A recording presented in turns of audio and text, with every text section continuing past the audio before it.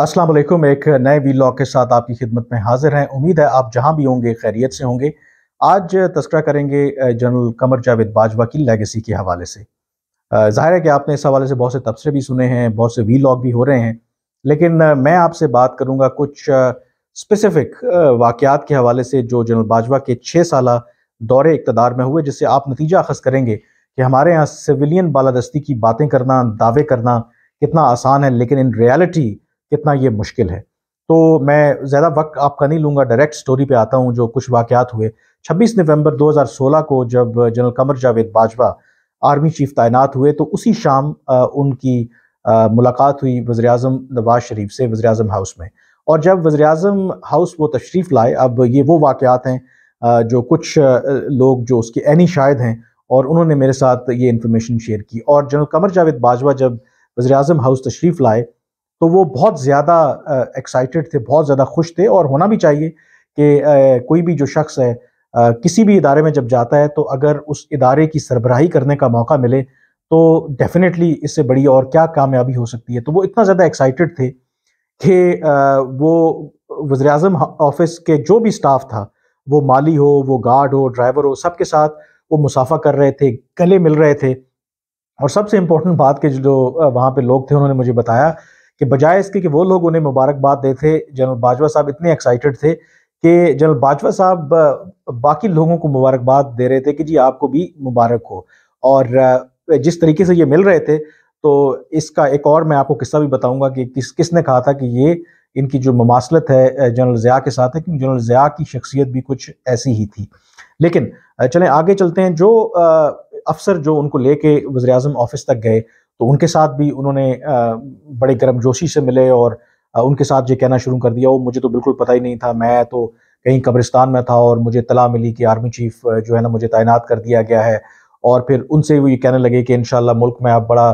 जो है वो खुशहाली होगी, जो सिविल और मिलिट्री क़यादत है मिल के काम करेंगे, इस मुल्क की बका जमहूरियत में है, सिविलियन बालादस्ती होनी चाहिए। ये कहते कहते कहते हैं कि जी हम वज़ीर-ए-आज़म जो ऑफिस है वहाँ तक पहुँच गए, और यही बातें उन्होंने वज़ीर-ए-आज़म नवाज़ शरीफ से की। इनफैक्ट जो उनका अंदाज़ था बात करने का, वो ऐसे था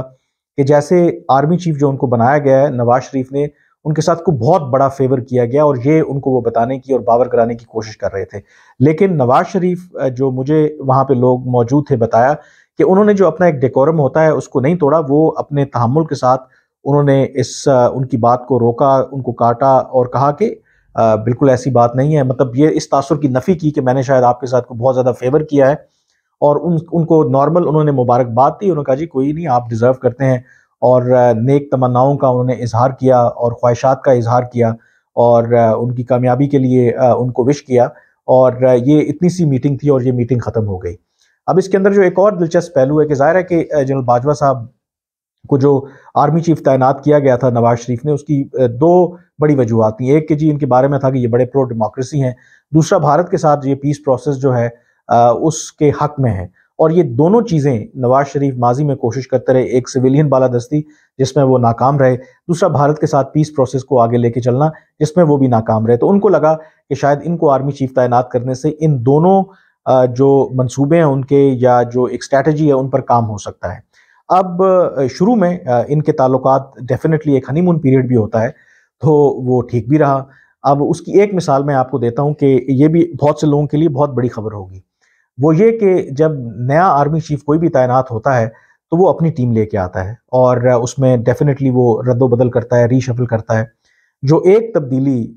जो उन्होंने की आते साल ही, विद इन डेज़ जब उनकी अपॉइंटमेंट हुई, तो उन्होंने डीजीसी यानी कि जो काउंटर इंटेलिजेंस का डायरेक्टरेट है या विंग है विद इन आईएसआई, जो मुल्क की जो अंदरूनी सिक्योरिटी और इस पॉलिटिकल मामलात को देखता है, तो वहाँ पे नया डीजीसी तैनात किया। और वो डीजीसी कौन था? मेजर जनरल फैज़ हमीद उस वक्त मेजर जनरल थे, और पन्नू आकल में उस वक्त तैनात थे। उनको उन्होंने इस्लामाबाद डीजीसी तैनात किया।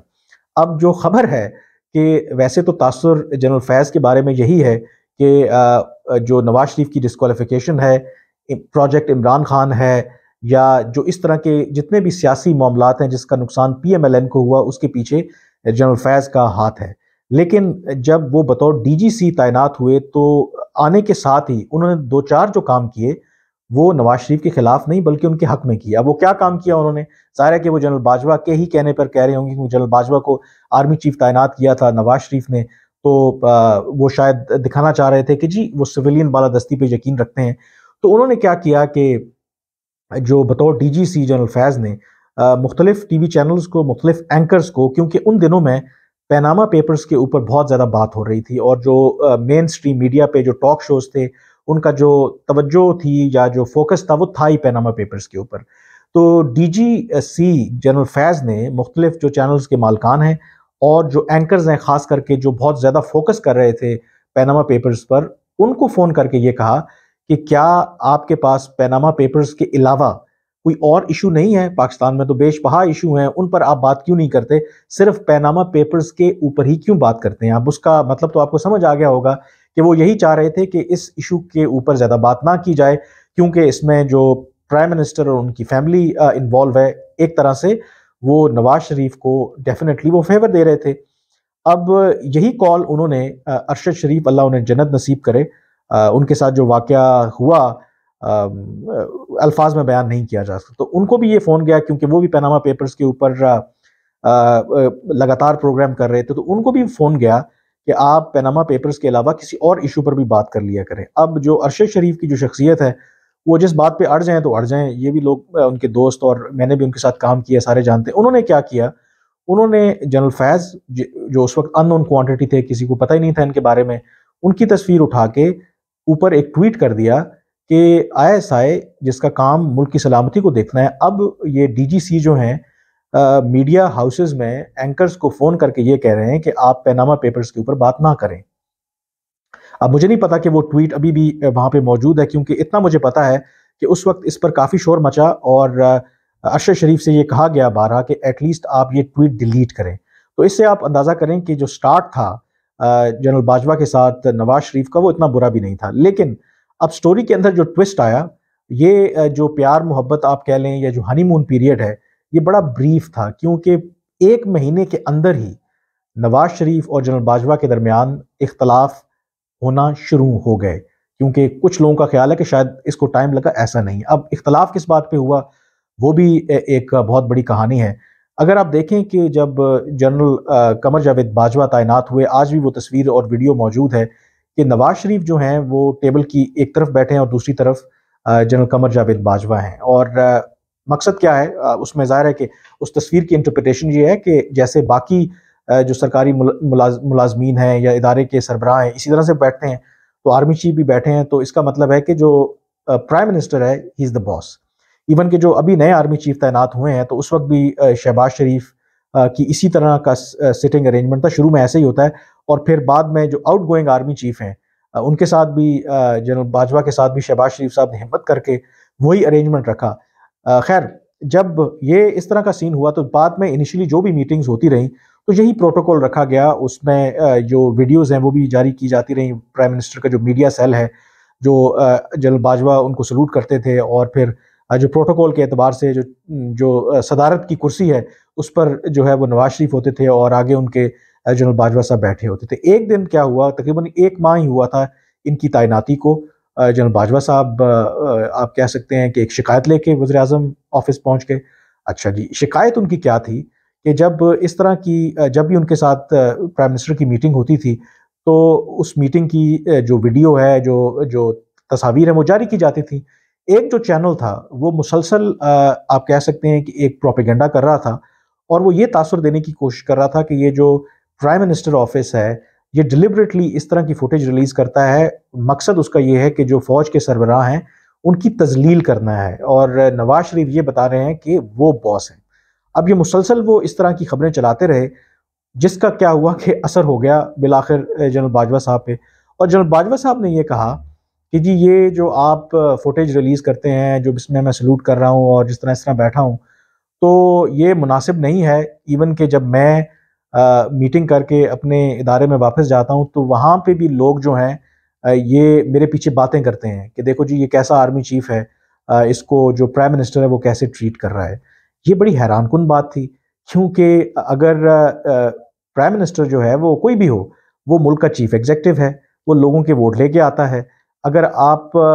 آرمی چیف نہیں، باقی جتنے بھی جو ادارے کے، کیا فورن سیکرٹری جو ہے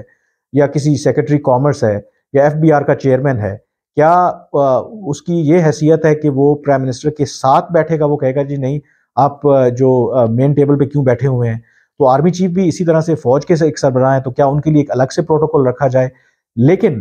وہ بات اختلاف کی وجہ بنی کہ جنرل باجوہ جو ایک مہینہ پہلے سویلین بالادستی کے نعرے لگا رہے تھے، کہہ رہے تھے کہ ملک کا جو مستقبل ہے وہ جمہوریت کے ساتھ جڑا ہوا ہے، ان کو یہ بات ناگوار گزرنے لگی کہ کیوں جو ان کی فوٹیج ہے سلوٹ مارنے والی وہ ریلیز کی جاتی ہے میڈیا کو، اور کیوں پرائم منسٹر کے ساتھ اکراس دا ٹیبل وہ بیٹھتے ہیں۔ تو آپ اندازہ کریں کہ باتیں کرنا کتنا آسان ہے، تو پھر ان کے کال اور فعل میں کتنا تضاد ہے۔ حالانکہ ہو سکتا ہے کہ ان کی خواہش ہو بھی کہ وہ کرنا چاہتے ہیں سویلین بالادستی، لیکن ادارے کا جو دباؤ ہے، اور اگر ادارہ یہ سمجھتا ہے کہ جی ان کا جو سربراہ ہے اس کے ساتھ تذلیل ہو رہی ہے، تو آپ تصور کر سکتے ہیں کہ ایک چھوٹی سی چیز کے اوپر اگر جو سیکیورٹی اسٹیبلشمنٹ ہے یہ ماننے کے لیے تیار نہیں ہے، وہ ان سے یہ بات ہضم نہیں ہوتی کہ ایک ان کا جو فوج کا سربراہ ہے وہ کیوں سلوٹ مارتا ہے پرائم منسٹر کو، اور کیوں اکراس دا ٹیبل اسے پرائم منسٹر بٹھاتا ہے، تو باقی جو معاملات ہیں اس کا مجھے بتائیں کہ پھر یہ جو ایشوز ہیں وہ کیسے ٹھیک ہوں گے۔ اب یہ تو ایک واقعہ ہو گیا، اور اس سے آپ کو بخوبی اندازہ ہو جانا چاہیے کہ یہ جو دعوے تھے جنرل قمر جاوید باجوہ کے کہ جی وہ سویلین سپریمیسی، وہ کتنے آپ کہہ سکتے ہیں کہ بس خالی دعوے ہی تھے، کیونکہ ایک مہینے کے اندر وہ اتنی بات ان سے برداشت نہیں ہوئی جب لوگوں نے ان کو کہنا شروع کیا کہ شاید پرائم منسٹر آپ کی ہیوملیشن کر رہے ہیں، اور جا کر انہوں نے وہاں پہ وہ شکایت لگا دی۔ اب دوسرا جو جنرل قمر جاوید باجوہ کی لیگیسی کی اگر بات کریں، تو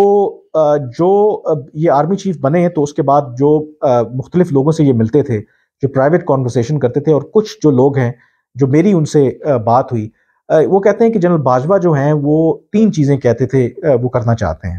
نمبر 1 وہ یہ کہتے تھے کہ وہ پاکستان کو ایک نارمل ملک دیکھنا چاہتے ہیں۔ اچھا، نارمل ملک کیسا؟ نارمل ملک کیسا کہ اس ملک میں شخصی آزادی ہو، اظہار رائے کی آزادی ہو، مسنگ پرسنز کا ایشو نہ ہو، اگر کوئی انسان یا کوئی بھی شخص شہری غیر قانونی غیر آئینی کام کرتا ہے تو اس کو قانون اور آئین کے دائرے میں رہتے ہوئے جو ہے وہ ڈیل کرنا چاہیے۔ دوسرا ان کا یہ تھا کہ جو پاکستان کے اوپر ایک ٹیگ لگا ہوا ہے کہ اسی وجہ سے پاکستان 1947 سے لے کے جی پاکستان ایک سیکیورٹی سٹیٹ ہے، وہ ٹیگ پاکستان پہ ہٹنا چاہیے کہ پاکستان کو as a normal country treat کریں۔ دوسرا یہ ہے کہ وہ کہتے تھے کہ جی سویلین جو بالادستی ہے اس کو ایکسیپٹ کرنا چاہیے، فوج کا جو کردار ہے وہ آئین اور قانون کے دائرے میں رہ کر ہی ہونا چاہیے، اور جمہوریت کا کوئی آلٹرنیٹ نہیں ہو سکتا۔ تیسرا جو وہ کہتے تھے کہ بھارت کے ساتھ جو ہے اگر پاکستان نے سیاسی طور پر اور معاشی طور پر گرو کرنا ہے تو بھارت کے ساتھ جو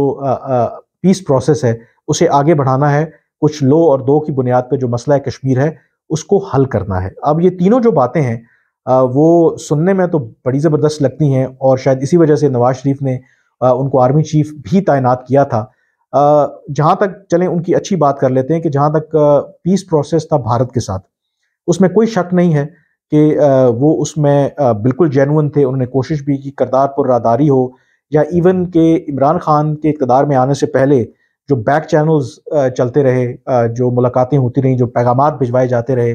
ایک کوشش ہوتی رہی کہ کوئی ایسا وے آؤٹ نکالا جائے کہ دونوں ملک بیٹھ کے معاملات کو حل کریں، تو انہوں نے ڈیفینیٹلی کوشش کی، اور جو فروری 2021 میں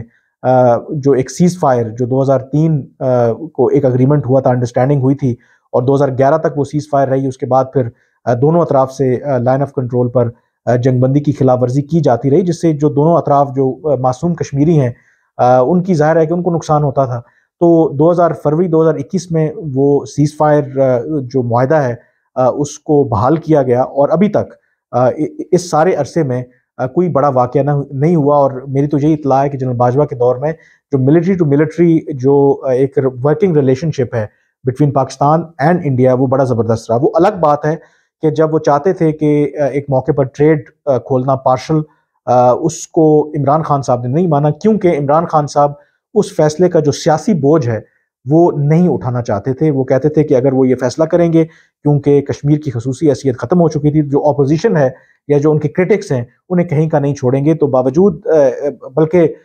بڑی دلچسپ یہ صورتحال تھی کہ آپ کو پتہ ہے کہ نواز شریف کے اوپر یہ الزام لگتا ہے کہ وہ بڑے پرو انڈیا ہیں، اور جو سیکیورٹی اسٹیبلشمنٹ ہے وہ ان کو اس وجہ سے انڈیا کے ساتھ آگے بڑھنے نہیں دیتی، لیکن باجوہ صاحب کے دور میں الٹ ہوا کہ باجوہ صاحب کے دور میں جو کام نواز شریف کرنا چاہتے تھے وہ باجوہ صاحب کرنا چاہتے تھے، اور جو کام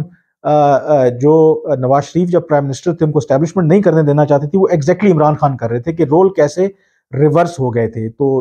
کوشش ان کی تھی، لیکن ظاہر ہے کہ اس میں وہ کامیاب نہیں ہوئے۔ باقی ملک کو جہاں تک نارمل بنانے کا تعلق ہے، قول و فعل میں تضاد ان کے دیکھیں کہ انہی کے دور میں سب سے زیادہ آپ کو پتا ہے کہ پولیٹیکل وکٹمائزیشن ہوئی، صحافیوں کو اٹھایا گیا، صحافیوں کے قتل ہوئے۔ جو نارمل ملک کی آپ بات کرتے ہیں، کہاں سے وہ نارمل تھا، بلکہ پہلے سے زیادہ وہ ایک سیکیورٹی سٹیٹ بن کے ابھرا۔ سویلین جو بالادستی کی بات کرتے تھے، کوئی ایسی جگہ بچی نہیں جہاں پر جو ان کے دور میں جو سیکیورٹی اسٹیبلشمنٹ ہے ان کی انوالومنٹ نہ رہی ہو۔ تو باتیں تو خیر اس حوالے سے بہت زیادہ ہیں، بہت لمبی بھی ہو جائیں گی۔ تو ان نٹ شیل جو تین انہوں نے ایک اپنے ٹارگٹس رکھے تھے یا ایک جو وعدہ کیا تھا، اس میں سے پارشلی آپ کہہ سکتے ہیں کہ وہ اچیو کرنے میں کامیاب ہوئے بھارت کے ساتھ کسی حد تک۔ ہاں، اور دوسرا یہ ہے کہ جو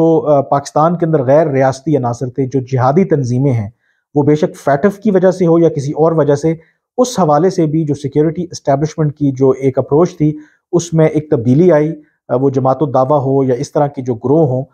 جو کسی زمانے میں ریاست ان کی پیٹرنیج کرتی رہی،